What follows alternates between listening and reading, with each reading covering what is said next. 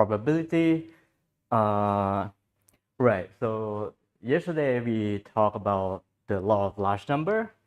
And then, well, strictly speaking, this statement is the weak law of large number. Is the one where you already take the limit of the number of samples going to infinity, and so there's it says that there's no chance that the sample mean is different from the theoretical expectation value. But when I usually think of the law of large number, I also think of this version because typically not typically, it's just more useful to know the rate of convergence of this probability that we are trying to suppress. And then I got a question yesterday after the class about the history of all this kind of thing, and it turns out this is actually proven before any of the inequality that I showed yesterday, including the Markov. Actually, the Markov inequality was proved the last. And I think this is usually, I guess it's sounds kind of weird at first, but I think also, and I've heard from other people, that this is usually how, when the subject mature, this is usually how things go. Like proof of things are easier because as people understand more, they would define things in a most of the important information they'll try to put into the definition of things, and then it will follow more easily from the definition, or you have simpler proof of some statements. In contrast, when people just trying to formulate a new theory, they don't know what they're doing, and so the definition are not precise or something like that. Yeah. And then one thing that I forgot to talk about yesterday as a kind of remark for a law of large number is, well, is it tight, right? Because now we also have inequality here. So is this the best that we can do? Well, we already use properties of that it seems like we already use the property that the different instances of the random variables are independent, reflected when we calculate things like, you remember, because when we calculate the variance, we sort of have this kind of product, the expectation value of two random variables, and this is where independence come in, right? Because if it's independent, then the product, the expectation value factorizes. However, this is we really only use pairwise independent. And actually there's a much stronger bound, which we're not going to prove, called the Chernoff bound. Or sometimes there's a lot of variants of these inequalities, and sometimes you will have the name Chernoff-Hofding.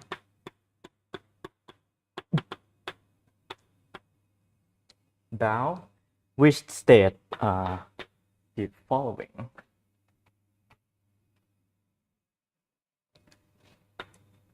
So it's the same. I have the probability that the sample means deviate from the expectation value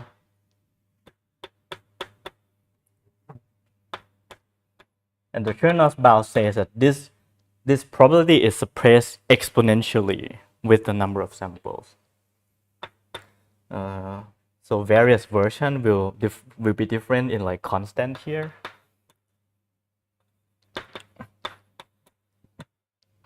Oh, and then an important assumption is that the random variable x, the value of random variable x is bound between a and b.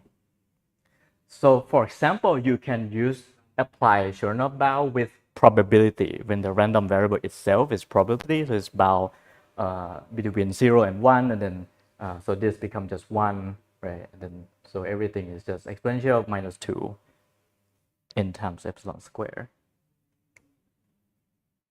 And it's very interesting how we can do this. So in contrast to the pairwise independence, the property that all of the random variables that we are consider are all independent. This requires something called this is called I don't know if there's a standard name for it, but I have seen it's called mutual independence. And the way that we you do that, okay, so I can also express this like this, like if I take the expectation value of product of all random variables, so x1 to xn, then it factorizes, and that's the mutual independence.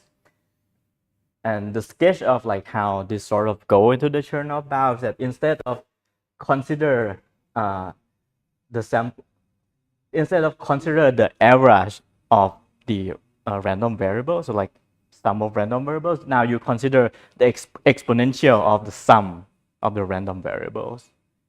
Right.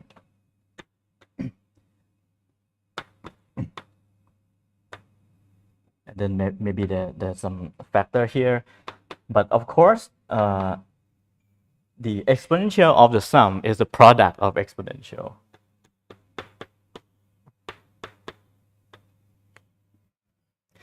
And then when you take something like expectation value, then this becomes a expectation value of product of all random variables.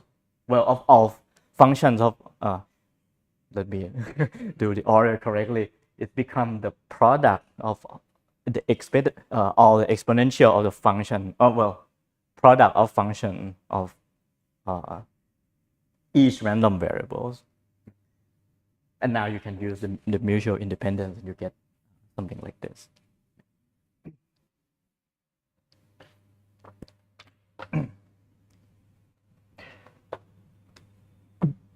So this is important to be aware of because even though the first thing that, the first kind of concentration inequality that you learn, if you ever learn like probability at all, would be the law of large number. But whenever you have like this sequence of this IID sequence of independent random variables, in research, people just go for the strongest bound, and you see this first very often. Okay.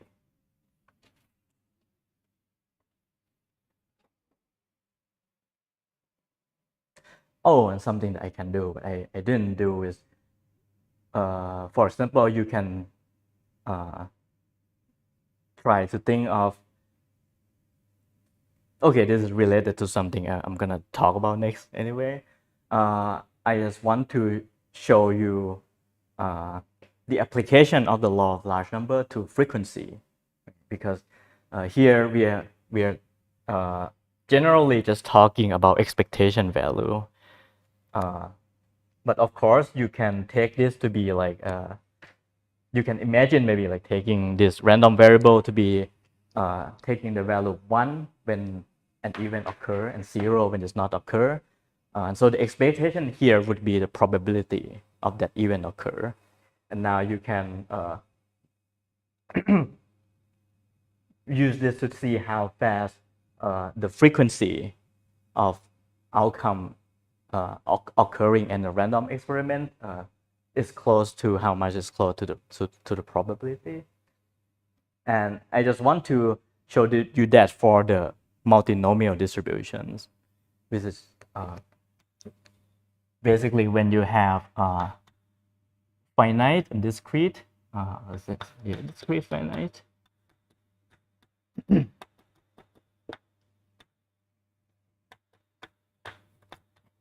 Sample space, which is to say your random variable takes discrete value, so maybe x j from 1 to d.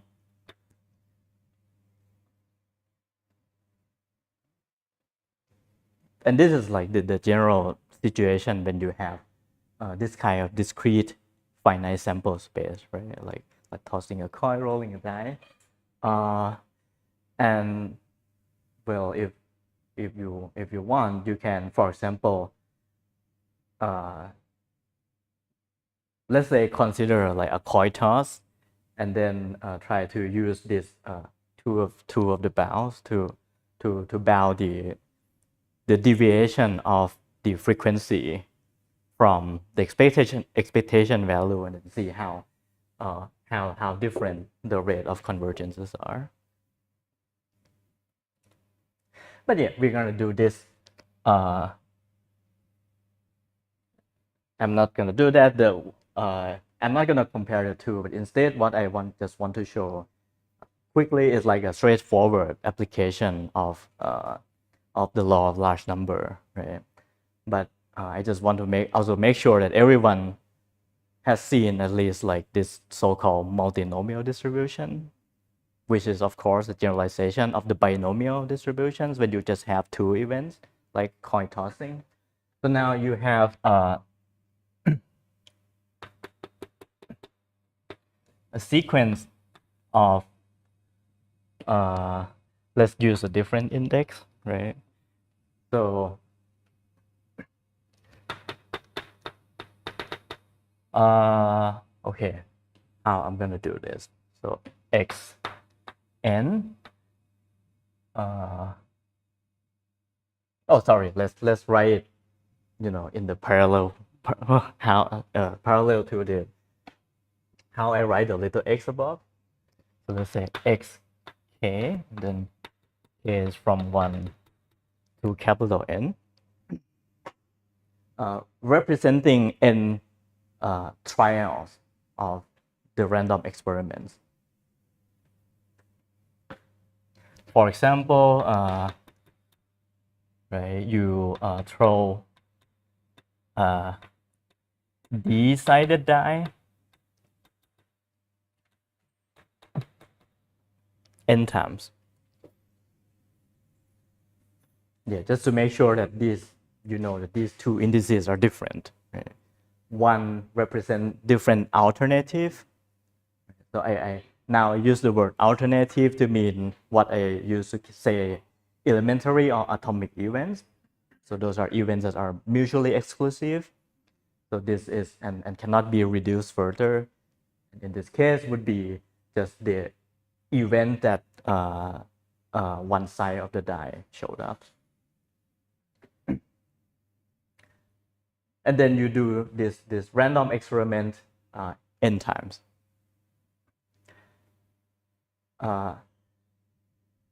Now, if you consider the whole n trials as a single random experiment, now your distribution is not just something that has the outcomes anymore. So now you have a distribution of sequence of outcome, right? And those sequence distribute according to the multinomial distributions.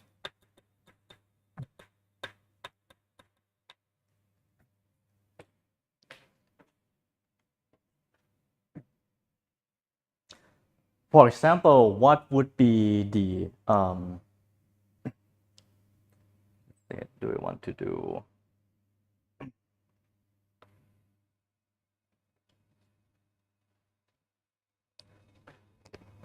What would be the probability for a particular sequence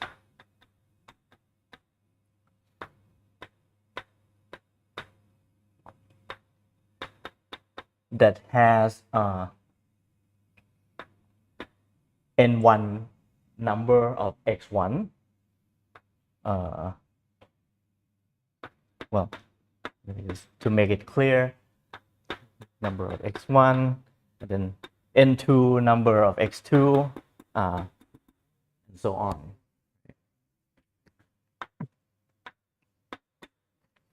If this original random variable xk distribute according to so probability of xk equal, okay, I don't know how to label this anymore. Well, I guess we don't need the k. Understood. This I just call it pj because they're IID, so they're all distributed in the same way. Right? So what is this probability?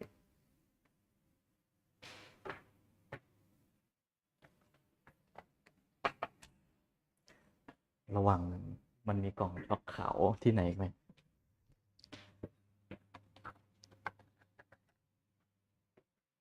กลับมา colorful ก่อนหรือเปล่า Well, what is the, so this is asking for the joint probability, right, of the whole.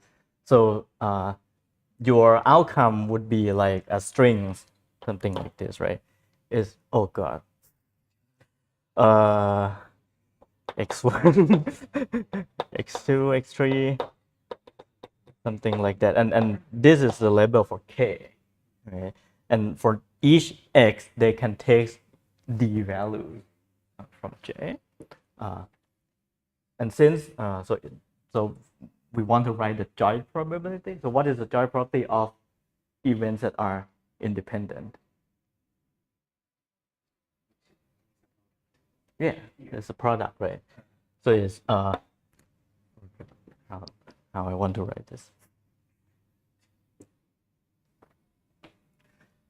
Yeah, p1, and then if it happens n one time, then you got p1 to the power n1, right? p2 n2, and then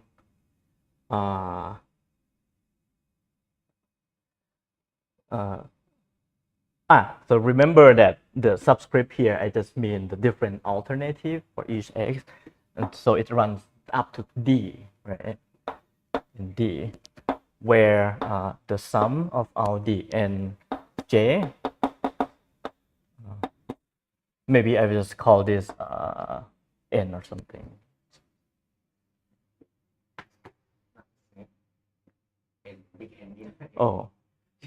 Oh god.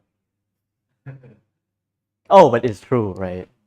Because the sum of the number of occurrence of all outcomes has to be the total number that we repeat the trial.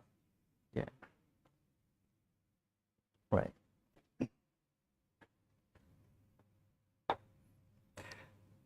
Or maybe next we can ask question. Well, let's see. So what I would be trying to do in the end here is just think of this number nj as a random variable itself, and that, or as a value of that are distributed according to the probability of like xk, right? And then I can ask like the expectation value of the number of some outcome occurring, and then that will be related in the long run to the frequency that they appear. So I can, so instead now if I ask instead of a probability for a particular sequence, what is the probability for all sequence with the above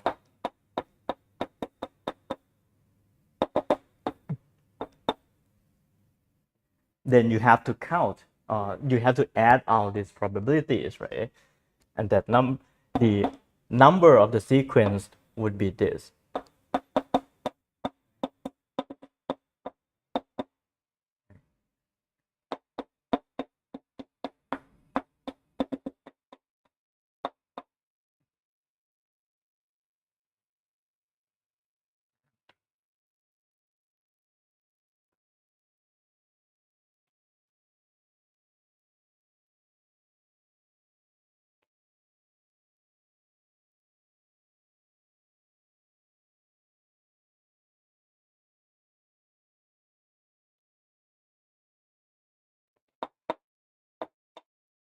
So basically, this is defined to be the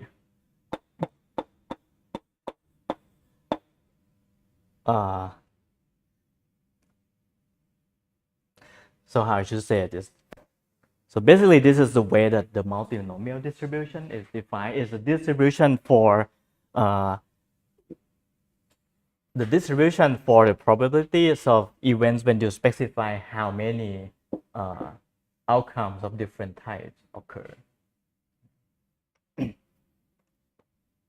In particular, we can take like the expectation value of something like n1 or n2. So for example, nj.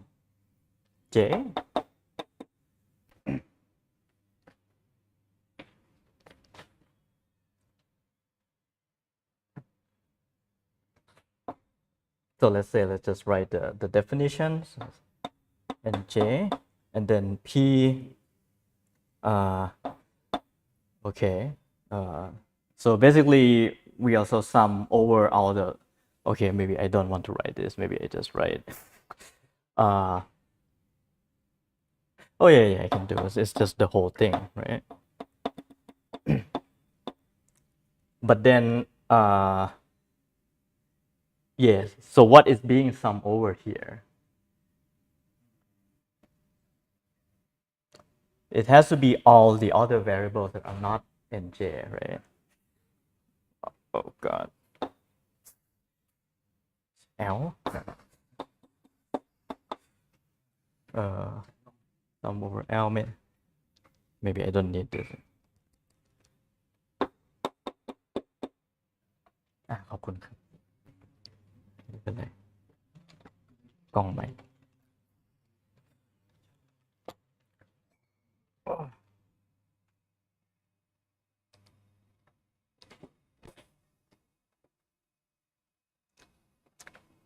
Yeah, so how would you oh, by the way, if you don't want to write this whole thing, is it just this? I mean, if it's just 2, then it's just the combinatorial factor, right? Well, this is some like the number of like multi-set. I'm not sure. Maybe you can write like this. And choose blah blah blah blah blah. Well, so what is an easy way? Is there an easy way to calculate this? So maybe you can calculate directly, but the usual trick, this is kind of like a physicist trick, where it is like a statistical mechanics trick, where whenever you want to, okay, so the general thing is that in statistical mechanics that you have the partition function, and whenever you want to do something, you just differentiate the partition function, right, in the right way. So here, I know that I can bring nj down from the exponential if I differentiate with respect to pj. Okay. So then I can differentiate with respect to pj, but then I have to return the pj that I differentiate. So I have to multiply by pj again.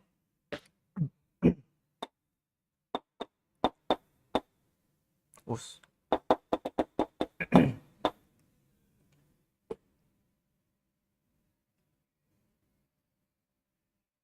Right, and in this way you can bring down the nj.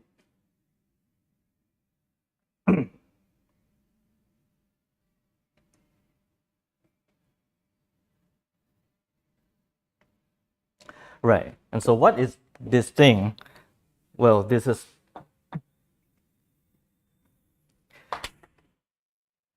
L not equal to J, but if you sum over all the indices, this is just the normalization, right? So here, if I have, maybe not enough space. If I sum over N1 to ND,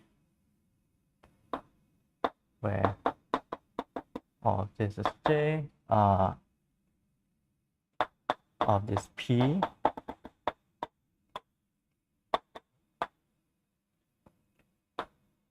this is, well, I don't know if it's called some kind of like multinomial theorem or not, but in the case of binomial, it's called the binomial theorem, right? That this is the sum of everything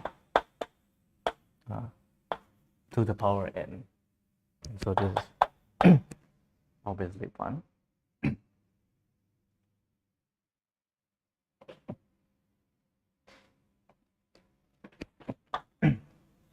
This is the normalization. You may have seen the binomial theorem that kind of looked like this before, which is just some like combinatoric identity. If you have two outcomes, that this is P plus Q. And maybe the way that you have seen it is maybe in this way.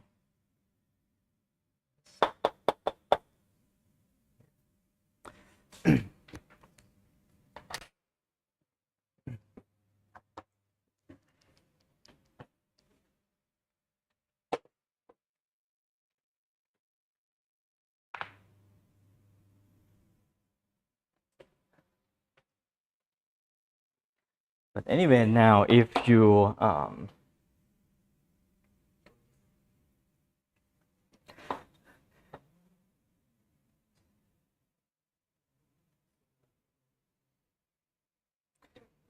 if you differentiate this guy,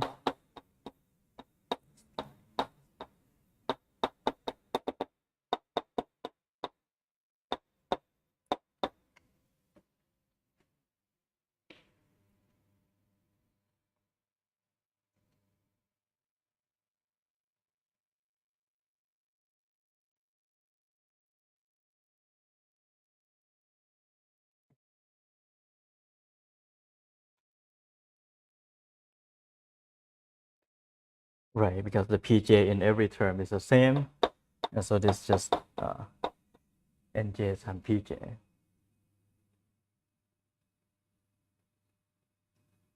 And now if you want to calculate like the variance or the covariance, then you can use the same trick by like differentiating twice.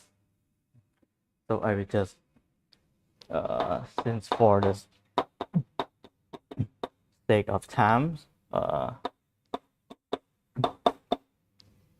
will just give the results for this kind of expectation value. For example, this would be pj pk and pj and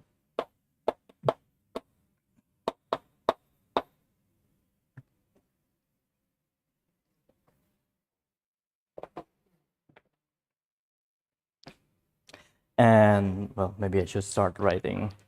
I should find more space.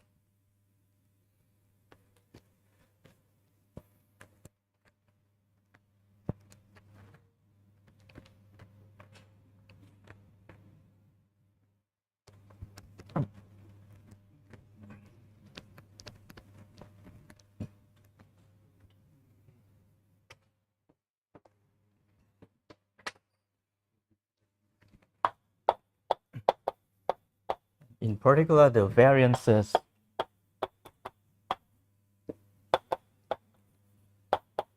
is, for example, something that looks like the diagonal terms there, right? Oh, maybe I should note this too. pj delta jk minus pk. And then if you apply all of this to the frequency,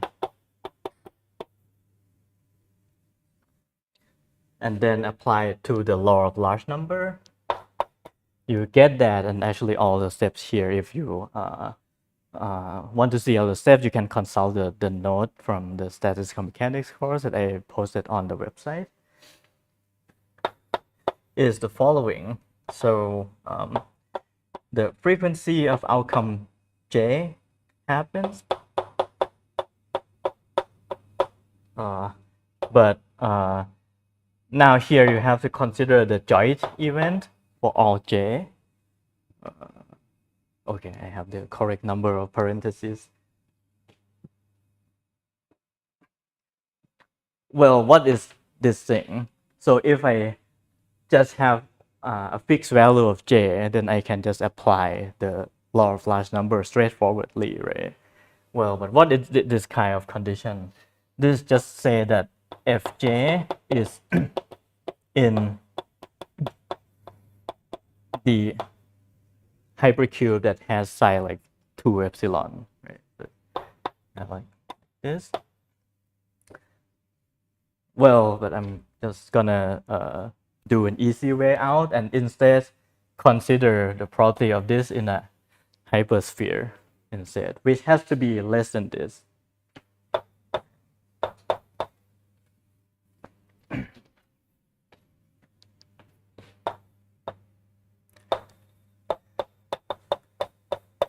Yeah, so this would just be oh sorry, so yes, so since we are consider the bad events that these this frequency deviated away, so we are consider things outside, right? And then if I consider the hypersphere instead, there'll be more thing outside, right?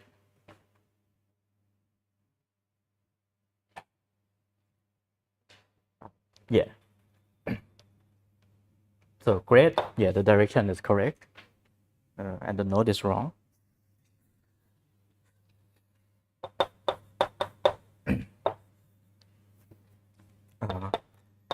Which is and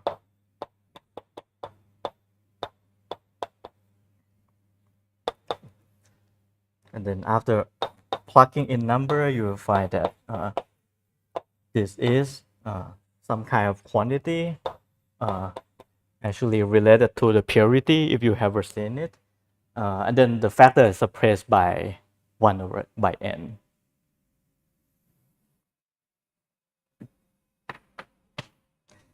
And so this is kind of a law of large number applying to frequencies in the case of a finite discrete sample space.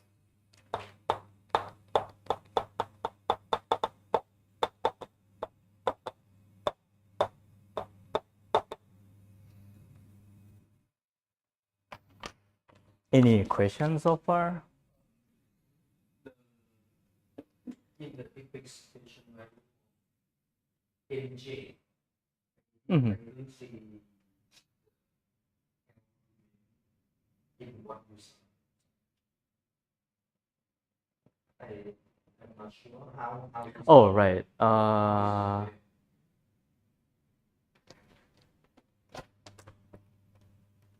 Yeah, thank you. Yeah, sorry, it was bad notation because I at first I write what is already correct.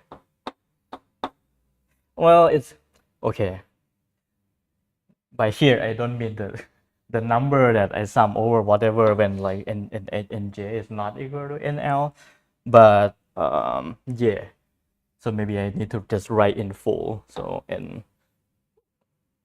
god n j minus.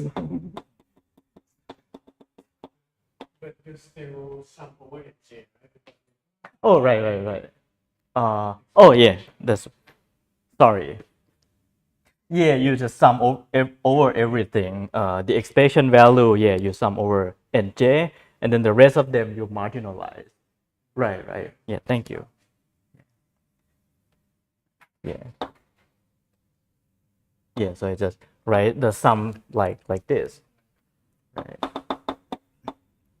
Okay, so now it makes sense. Right. Like the expectation value of NJ should be big N. Here, right? Yes. Right. Now, yeah. And yeah. Yeah, thank you. Yeah. That makes sense.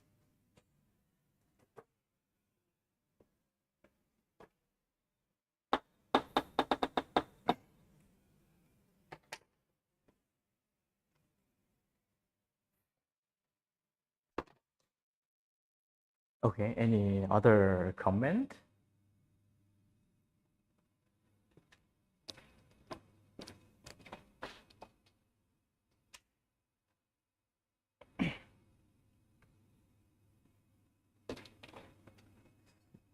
Okay.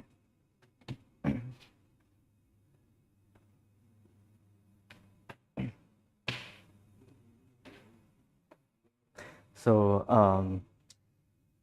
we'll come back to something like this probably at the end of the lecture today to The expectation value we sum in J also right?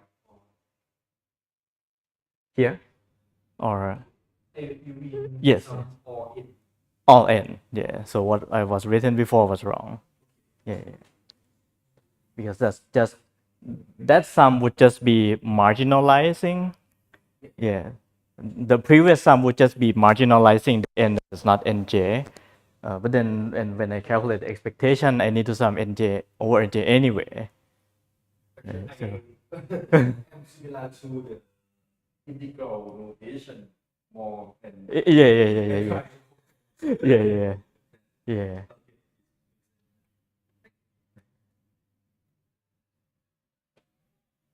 All right. Yeah. So we'll come back again later, but let me make a detour to something fun, which maybe is not something understandable.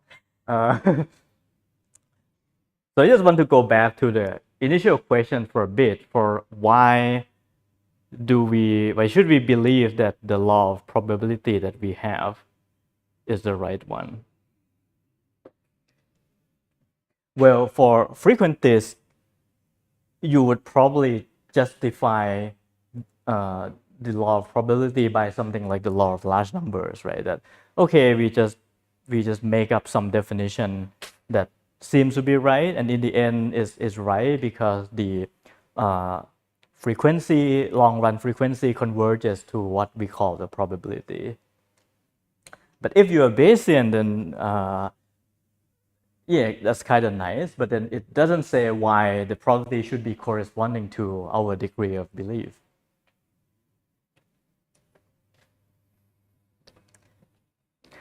So in the realm of subjective Bayesianness, Bayesian, uh, there's a guy called Bruno Definetti. Okay, maybe I should erase those things first.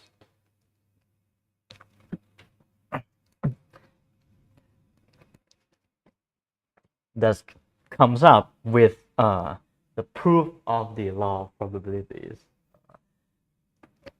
based on something he called Bayesian coherence.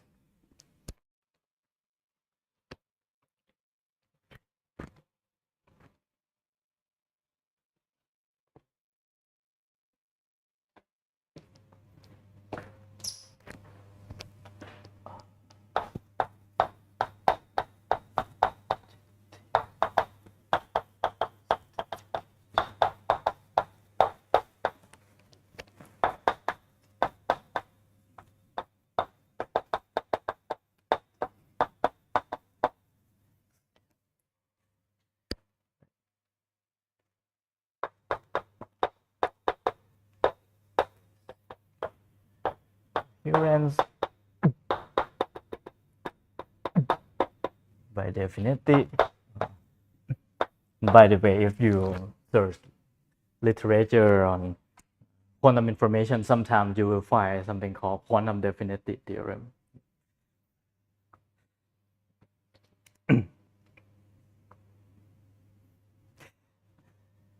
And in short, the Bayesian coherence ties probability toward tie your degree of belief to your betting strategy. It's about gambling. So there are different ways to think about this, I guess, but a particular way that I find simple enough is, well, you try to buy lottery tickets and you try to prevent a sure loss. So sometimes this argument is called Dutch book argument.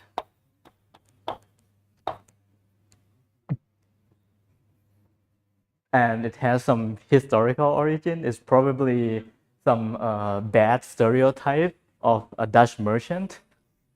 And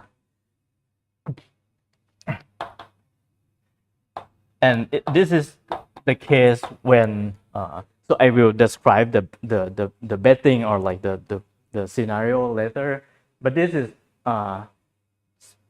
it's kind of funny that yeah, they use this name to mean the situation in which the bettor is certain to suffer a loss financially. And this is a different notion than loss in gambling that we usually think about. I think, like, say if I make some bet and then if I win, so by winning, it's corresponding to some event happening, right? So if this event happens, I win, and then I win some money, and then if this does not happen, if A is false, for example, then I lose some money. And then usually, I guess, even if some people ask me, I would think first about the fairness of the bet in terms of expectation value, right? I would, if I have the probability of winning and losing, then I will calculate expected number of net of money that I gain, like the net gain. And if it's negative, I say, okay, in the long run, I will lose money. But that is a kind of frequentist justified reasoning, right? Because you would only lose or win according to the expectation value only in the long run. But here the Dutch book argument is about avoiding sure loss. So if you are in a Dutch book, then no matter what happens, you are just going to lose money in a single shot. Okay, so what is the description? So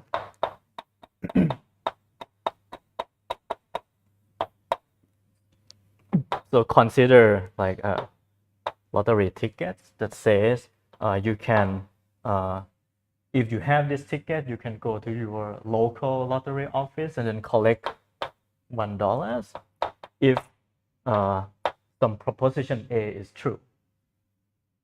So and then I will just like write this.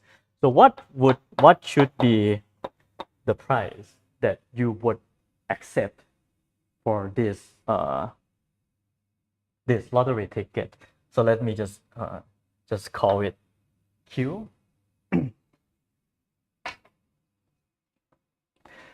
And well, the idea is that the price that you're willing to pay, the idea is that if you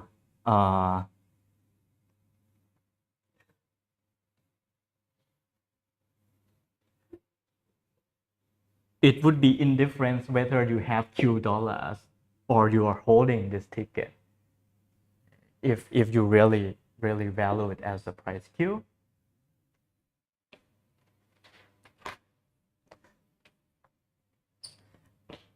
And now, so this is sort of like, okay, so let's see. Yeah, so let's write it down. We are indifferent to having few dollars in our pocket or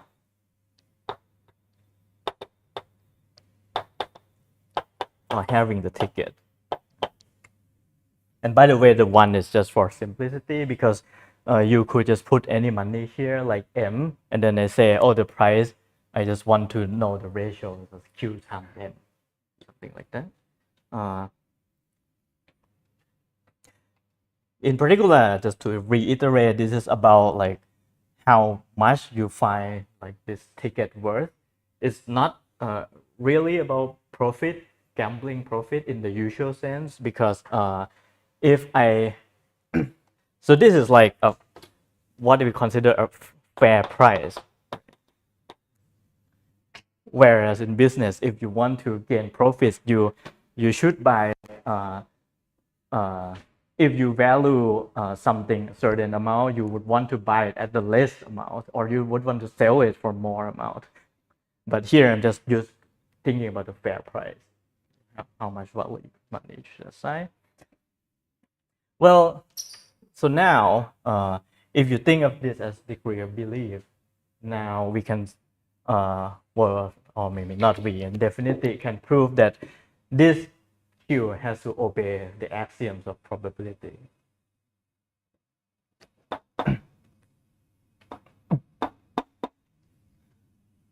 One, well, Q cannot be negative. Why? Well, because if Q is negative, if your value of the ticket is negative, you are willing to sell the ticket and also give away Q dollars. So you are willing to sell for a negative amount of money.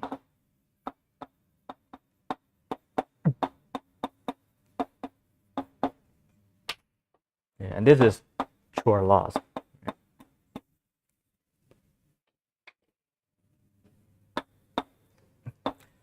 Okay, well, why is, we already know this.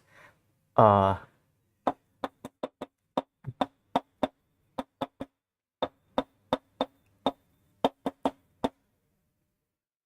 is this true? Why should we value the ticket like this if A is certain at the price 1 as a fair price 1? Well, because if A is certain, this ticket is as good, having this ticket is as good as having $1, right? And if you have a different number, so if Q is less than 1, then you're willing to sell this $1, you are willing to give away $1 for less. If Q is greater than 1, you are willing to buy $1 while paying more than $1.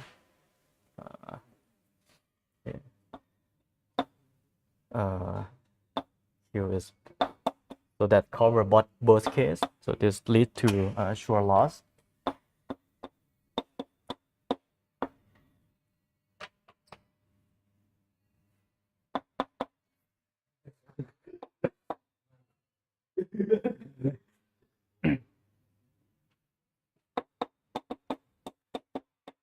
Well, axiom 3 is if you have a disjoint event A and B, then the probability of both events happening, or of either events happening should just be the sum of the probability, right?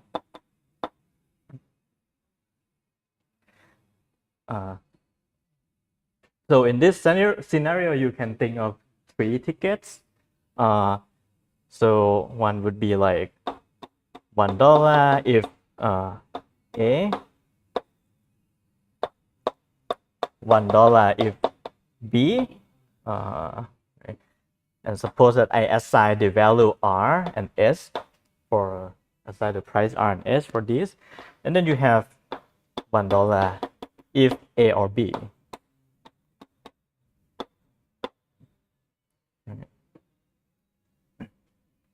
And so if you assign Q, it's sort of the same reasoning as this one, right? If you assign Q for different value, if Q is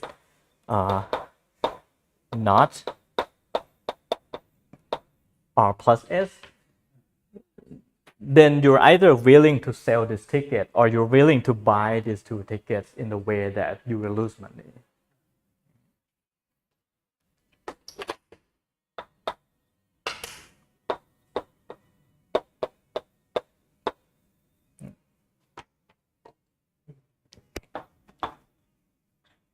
But the most complicated one to justify is the product rule. So here you're saying that, okay, let me just write the product rule first. Maybe I want to, okay.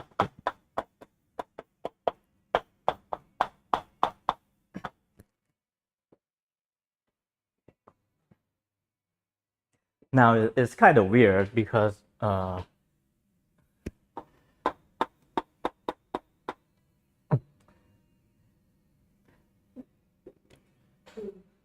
yeah, because you yeah, how would you write this, right? Because you need to somehow represent this conditional probability, but it's not A and B. It's A if B is already known to happen, and usually the trick to do this is something called a conditional bet, which is sort of combining two tickets into one in the following way.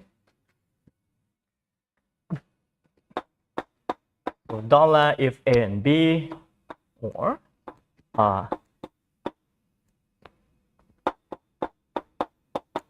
EAB if not B, and then this is like a big ticket.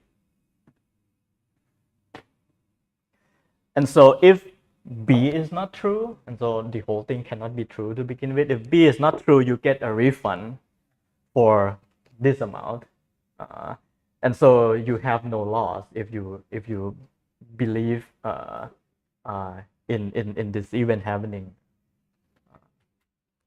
with this probability. And otherwise, if B is true, then the condition here is just the condition for the conditional.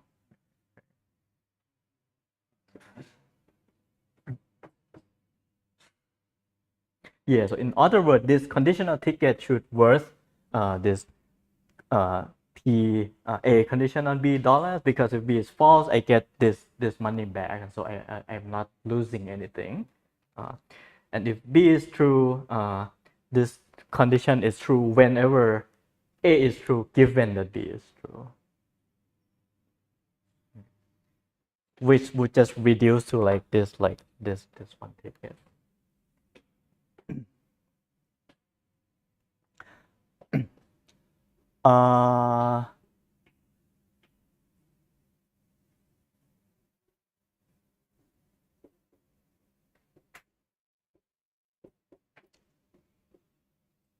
Right.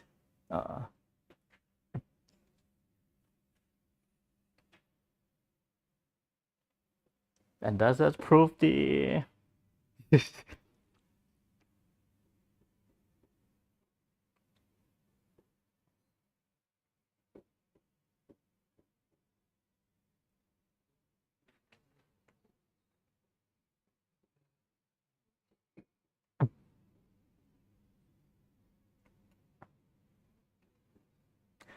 okay, I forgot about this.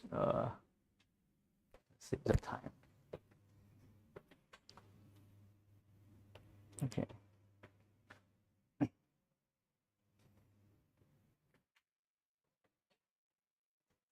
So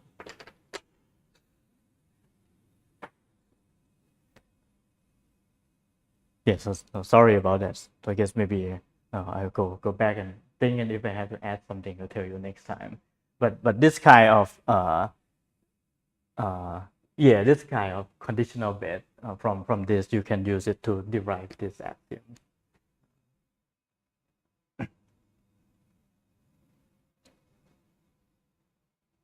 And so what, to just summarize, I guess, what I just show you is like an alternative ways to derive the axiom of probabilities. And once you derive the axiom, then you can derive all the law of probabilities, right? And just to be sure, there's many ways to do this. Depends on your philosophical assumption about what probabilities are. So for the Kolmogorov axioms, we didn't really have any philosophical assumption, because we didn't really care about the meaning of probabilities. We just sort of, okay, this should be what I call probability, and then I just put a mathematical axiom on it. It has to obey this rule, and then for frequentists, you just justify that, oh, it's a probability because it's related to the long run frequencies by the law of large number. But then if you believe something else, if you believe logic, there's also a way to derive the so-called logical probability by by Cox, by Jaynes, and by Schrodinger also. So he also was thinking of like derivation of probabilities. He, uh, to me, he was the man that is so far ahead of his time. He also did many things, and he also proved many theorems which later was rediscovered by quantum information people, which we'll see later in the class about like entanglement. Yeah. Okay. Right. So any comment about probability? Not sure about. I'm not sure what when you say sure nothing mean. Oh, which one? The fourth one, or in general? Oh. Uh, right, right. So for example, I guess it's well either one or two is probably the most clear, right? So here, say if it's two, then if A is certain, then this lottery ticket me having this lottery ticket is as good as having the money itself, right? Uh, but then if I value this money, if I say that the price of this is less than one, then which way is easier? If prices is less, if I value the ticket less than $1, then I'm willing to buy the ticket like this from other people for less. Sorry. Yeah, I'm willing to sell for less than $1. And so basically, I'm just giving away $1 and then get back less than $1. Yeah. Yeah, and this is a single shot thing, right? This is not about, if I keep doing this, then in the long run, somehow the money that I would lose would somehow convert to some number. But this is not. This is, you just buy or sell and you just lost money. And so something like a subjective Bayesianist would believe the law of probability because they don't because they want to avoid this kind of loss in the gambling, for example. So it's kind of like a rational justification somehow of your degree of belief having to obey law of probabilities.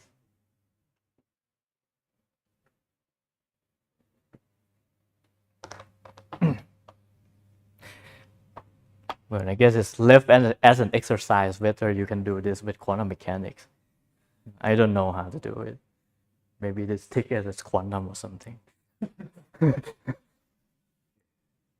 Yeah, so I think we have a pretty solid, even like just by the law of thought, right? We sort of are not really looking at doesn't have to look about any particular scientific fact about the world. We could, in theory, come up with the law of probability just by pure thought. Maybe quantum mechanics is like that, but so far, well, like if you believe that quantum theory is an extension of classical probability theory, or it's like some kind of probability theory, right? So maybe there's this kind of purely subjective way to derive quantum mechanics, but yeah, I don't know.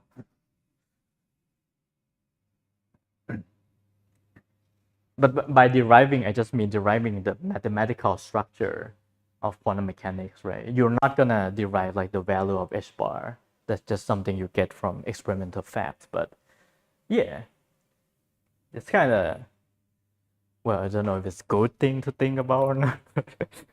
Yeah. Mm. Conditional block in this is only in this game. Oh,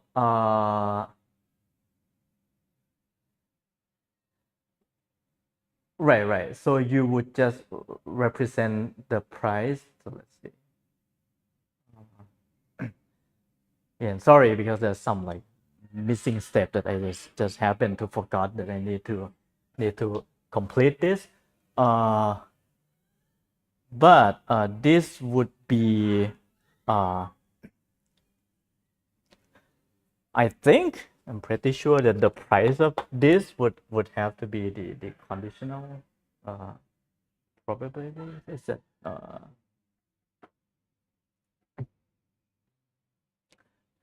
right? The price of this if you are coherent, uh, this should be the price because when you consider the event of like this A conditioning on B, so B must already be true, right? So we don't really care about like verifying whether B is true or not because it's already true.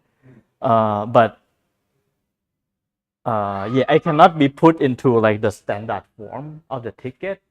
So I would just say that if B is not true from the beginning, so the bet are off. And so I get the money back.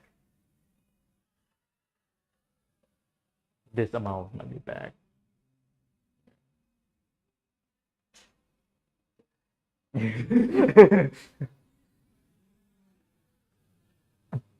Yeah. It's like a perspective. Oh, yeah, that's a good question. It yeah, I find it's confusing to think of in terms of seller or buyer because we sort of use both, right? Yeah, Both seller and buyer. So I think that it's just it's easier to just remembering this thing that we only care about assigning a fair price to a ticket. And then after we assign the price, then we can think of we will have incentive to sell or buy later.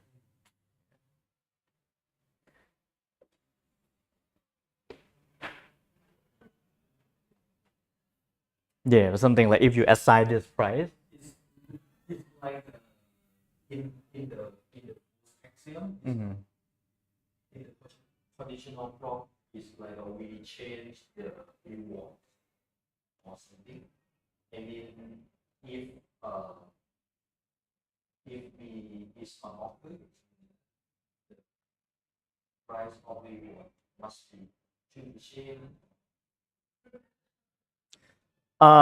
Yes, so it's this a disjoint event, right? So you either do this or do that. Yeah, you either they're not overlapping. So these are two conditions that are. And maybe this already does this already prove this statement? So it would.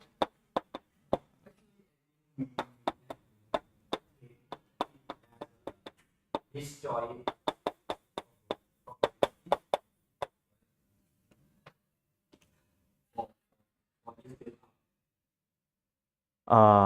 What do you mean? Because I would when you say this, probably I would tend to think of the sum rule. We can write the conditional prop as prop A. Oh, sorry. I mean, we can treat it as a disjoint prop for the whole axiom. Which and which are disjoint?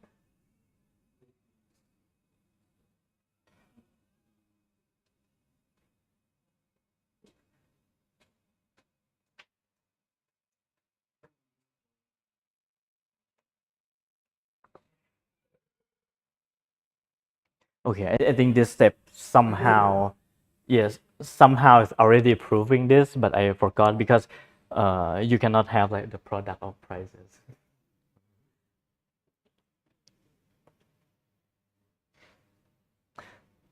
So by this joint here, I just mean that these two events are disjoint. Yeah, and so the conditional bet is that if this happens, then I get this money back. If this happens, then I get this money.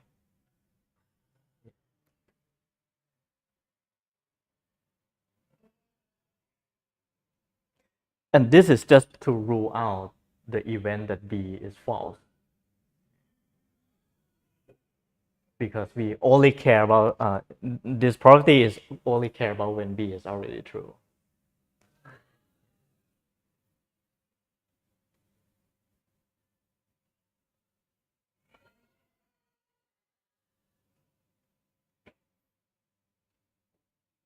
Okay.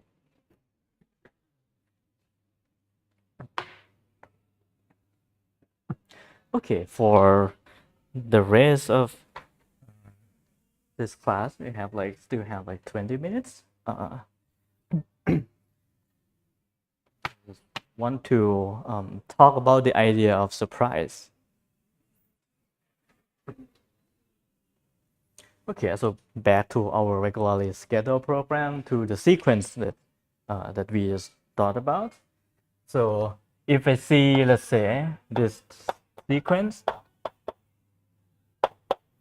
so it has 10 bits, and this sequence, which one I will be more surprised after, you know, I this is a binary, so imagine I toss a coin 10 times. Yeah, so which sequence is more surprising? It would be the second one, right? And why is that? Yeah, how can we quantify surprise into a mathematical formula? Well, this is surprising because it has lower probability to occur, right?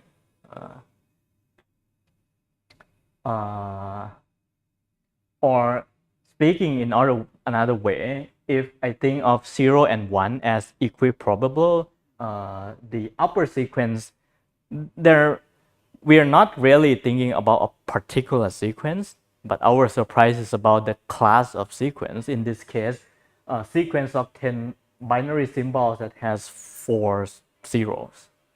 Okay. So 4 zeros, 6, 1, and so this has the number of ways is this, which if I'm my calculation yesterday was not wrong, I think it's 240, 420. But there's only one way to get this the bottom sequence. Yeah. And well, it's kind of fun to think about how would we define surprise, but just to put some goal in mind. So Shannon thought about this because he thought about data compression.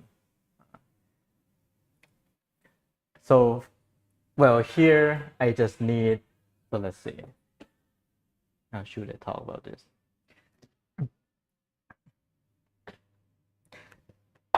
So if I have a sample space of binary sequence or bit string of length m, then the size of this is 2 to the m, right? And then suppose that they're all equiprobable. Suppose that the sequence are all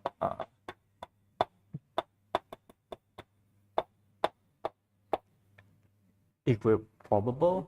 So the p for any particular sequence will be just 1 over 2 to the m. And so we would relate the, and because they are all equiprobable, I think it's reasonable to say that, well, we are not, we cannot compress any one of them more than the other. And so the obvious choice here was just to leave the bit string as they are. So now I can relate the probability here to the number of bits, right? The number of bits that I need to write down these any particular sequence is minus log of the probability.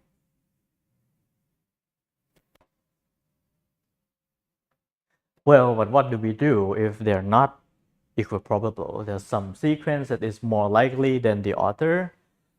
Well, maybe one guess is just to average overall all sequence. So pj log pj. So or yeah, I think it would be more convenient if I do something like this and then say that x is in the sample space. And then this is somehow, yeah, how people define Shannon entropy.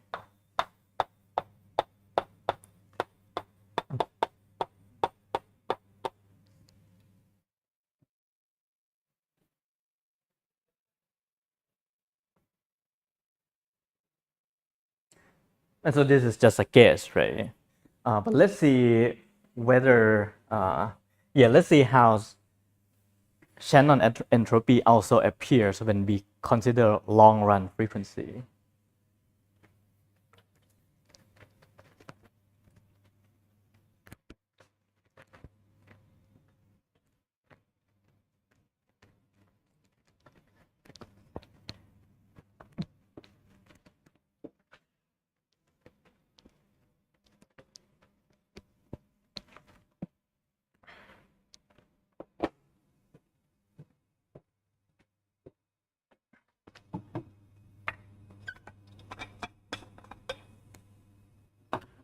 Oops.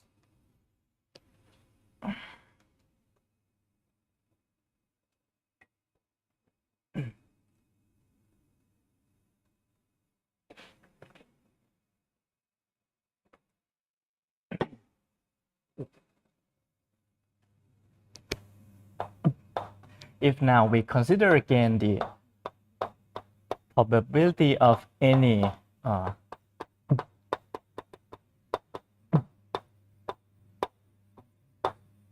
particular sequence. So now I'm thinking back to the original scenario, right? This in general is not like a bit string anymore. This is just a sequence of an outcome of repeated random trials with the outcome. So we have considered this probability before, but now what if I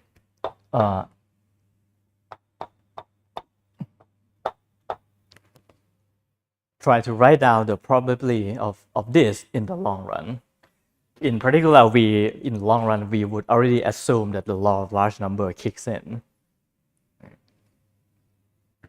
Okay, so what it used to be is just this.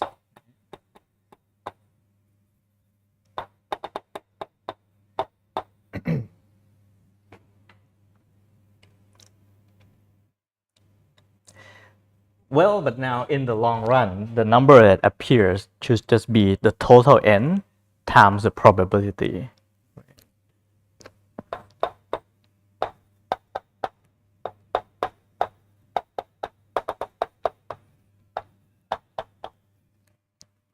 Well, if you do some little trick trying to bring the p up there, try to basically convert everything to the same base and then write like this.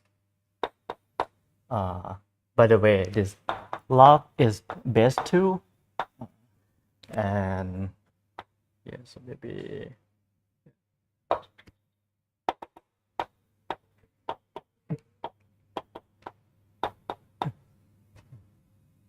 so I think we'll always use log base 2 unless we want to do something like maybe like this kind of approximation. But well, lo and behold, this is well, let's say this is sum of px log px, and so this is simply 2 to the power minus n times the entropy of the original random variable.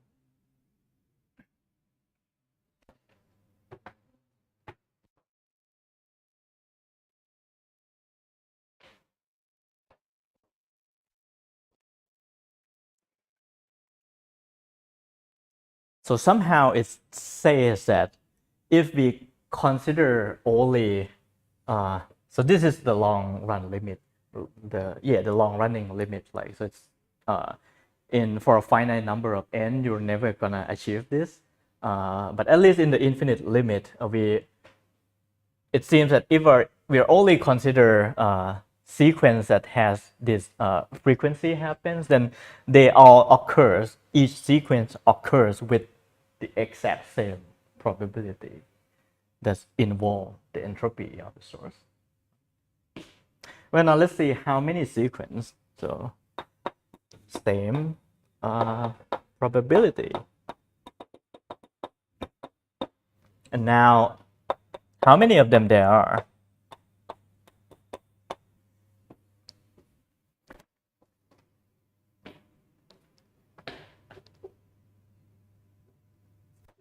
So you would just count the number here, right?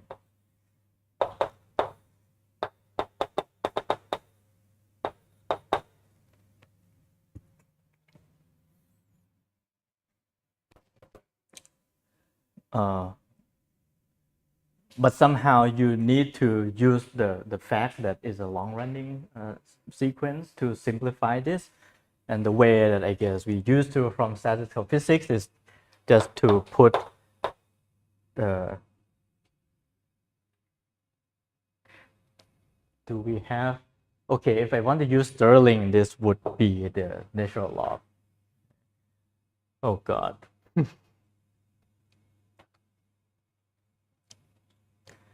Yeah, let's just do it. And this is statistical physics way, so Stirling, recall this Stirling approximation. This is just n log n minus n. And there's some error terms here, but if n goes to infinity, then we can take this.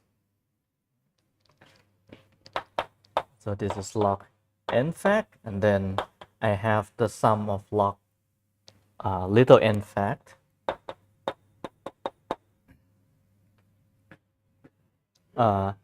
Oh, this is not an approximation yet, and then it goes to here. If I use Stirling, and I have the use the Stirling on the little n's too. This little n is sum over j, then it's become the big N, right? So this term cancel.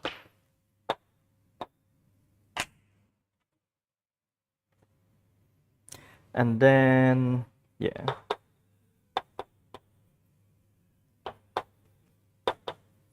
This is npj log npj. And then I can split this into sum, right? And plus log pj.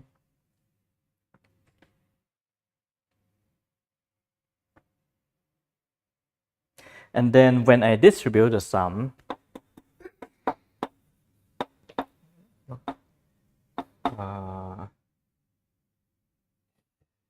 yeah, this would be just 1, and then yeah, minus n log n again, right? And then plus n times this thing. Even though this is a bit weird because I actually want log base 2 more, but that's fine.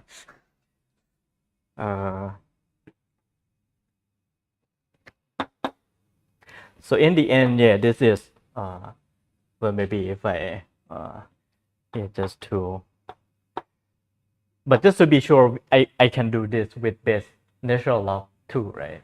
And it's just everything will be just written in base e. Let's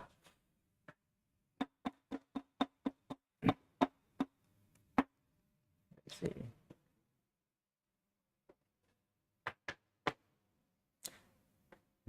So maybe now reset your memory and then pretend that this is natural log. And so the two entropy are the same. So this is kind of weird because it's saying that in the long running limit, well, because this is right.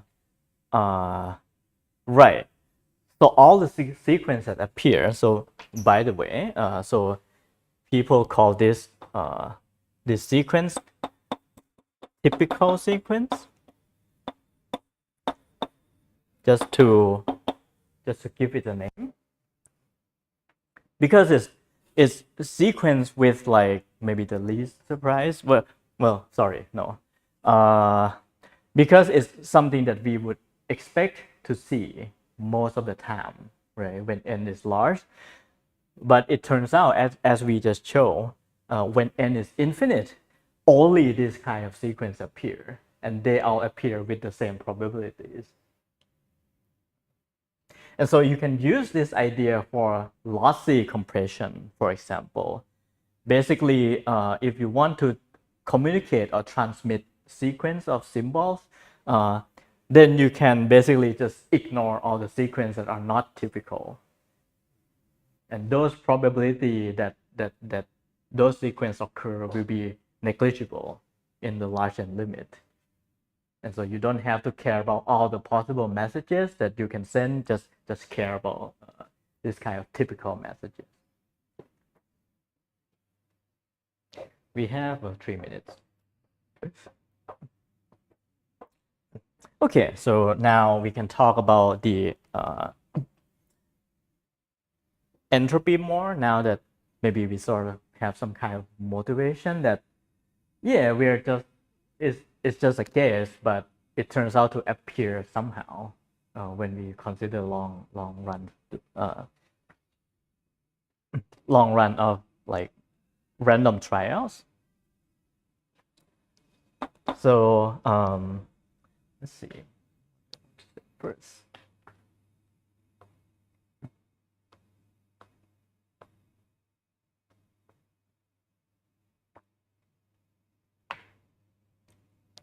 Yeah, so maybe let's do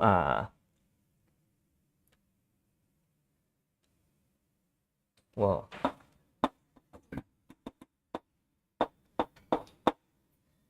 meaning of Shannon entropy.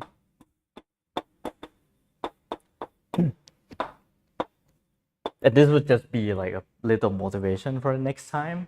So there are many different ways that we can think of Shannon entropy. You may have heard that it's somehow related to the information content, the amount of information, and technically it leads to data compression. Maybe not in the sense that, so this is one sense that the entropy is related to data compression. This is like just throw away all the non-typical sequence. But there are other way of encoding that where Shannon entropy appears, and it seems to give us like the limit of the ultimate limit of classical data compressions. One way that you see in the homework is that the Shannon entropy of like the of the random source of like letters, it's related to, suppose you want to send a message with some number of alternatives. So maybe there's a horse race happening, gambling again, and then you want to send the message of which horse is winning, for example. And so different horses will have different probability of winnings. And so you would expect that most of the time you would not have to send the message that say, oh, this horse is winning, if the horse has a low probability of winning. So by considering that, you can try to encode each message, like for each horse, with a sequence of symbols with different length. So like variable length coding. So maybe if I have 4 horses, the naive way I would just send everything with 2 bits, right? So this maybe I just label the 4 horses right like this. But say if they have the probability of winning like 1/2, 1/4, 1/8, well, then I can do something like this. So let's look at the, well, I guess I don't have it in the node, but I can do something like this, and then, is that true? Let's see.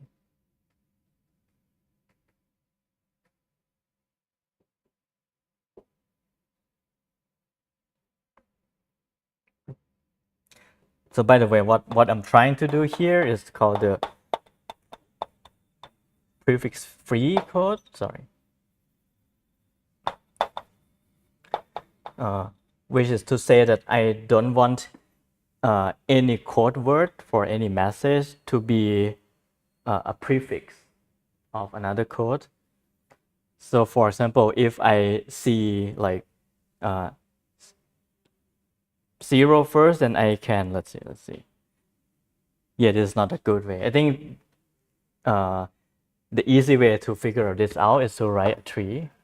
So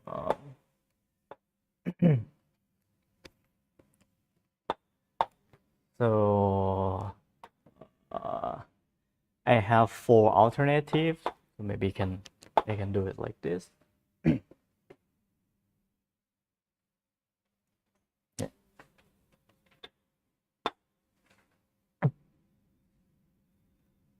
1 0 0 1.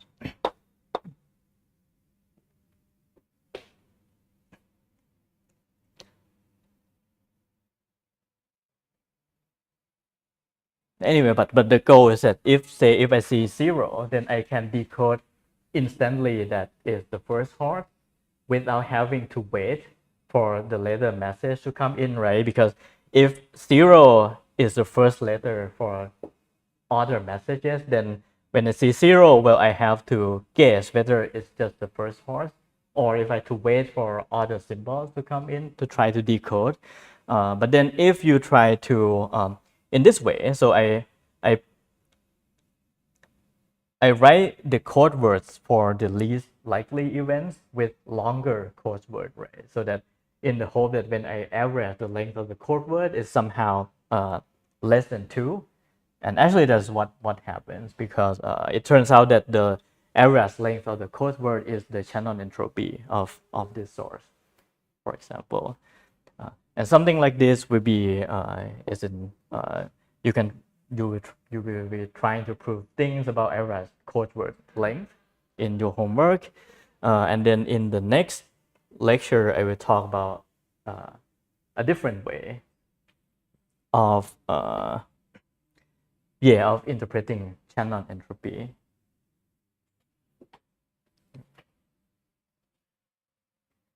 Yep. So yeah. So sorry I ran a bit over time, but if you have any questions, feel free to talk to me.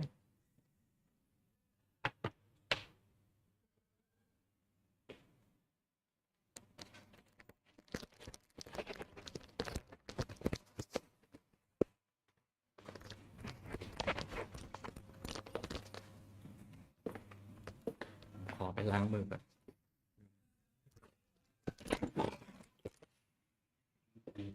งั้นเป็นเลยเนาะเพราะฉะนั้นต้องไม่มีการแบบ